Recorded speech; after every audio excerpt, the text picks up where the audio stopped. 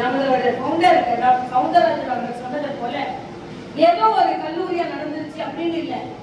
இந்த கல்லூரியில் இருந்து செல்பவர்கள், நான் எப்பவுமே எனது பள்ளிக்கு செல்வது சரி, நிறுவனங்களுக்கு வரும்போது சரி, அந்த படியை தொட்டு வணங்குவது எனக்கு பழக்கம். ஏனென்றால் படிப்பதற்கு படியேறு வாய்ப்பை இந்த படிகள் கொடுத்திருக்கிறது என்பதற்கு அந்த படியை தொட்டு. ஆக நமக்கு ஒரு படிப்பதற்கு வாய்ப்பு மட்டும் இல்ல. வாரியார் சாமி ஒரு கதை சொல்லுவார். என்ன கதை சொல்லுவார்னா, ஒரு அம்மா ஒரு பழக்கூடையை எடுத்துட்டு சாமி கூட போறாங்க. அந்த சாமி கூட போகும்போது அப்ப எப்பவுமே ஒரு 4 பேர் தான் பாலிடிக்ஸ் வந்துரும்ல. தேங்காய் சொல்லுது, இது எல்லாத்தோட பவர்ஃபுல் நான் தான், நான் உயரத்துல இருக்கேன், தனியான கிடையாது, இவங்க குழப்பமே எனக்கு ஒரு கூட்டமே இருக்கு அப்படின்னு சொல்லுது.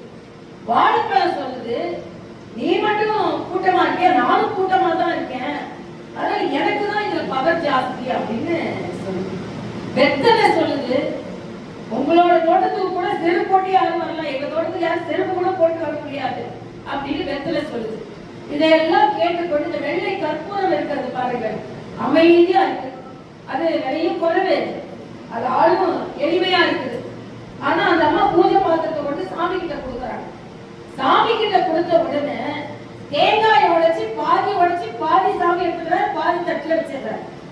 வாழைப்பழம் 5 கொடுக்கும் பொழுது 3 வாழைப்பழத்தை எடுத்து சாமி கிட்ட வச்சுட்டு 2 வாழைப்பழத்தை தட்டுல வச்சிடறாரு.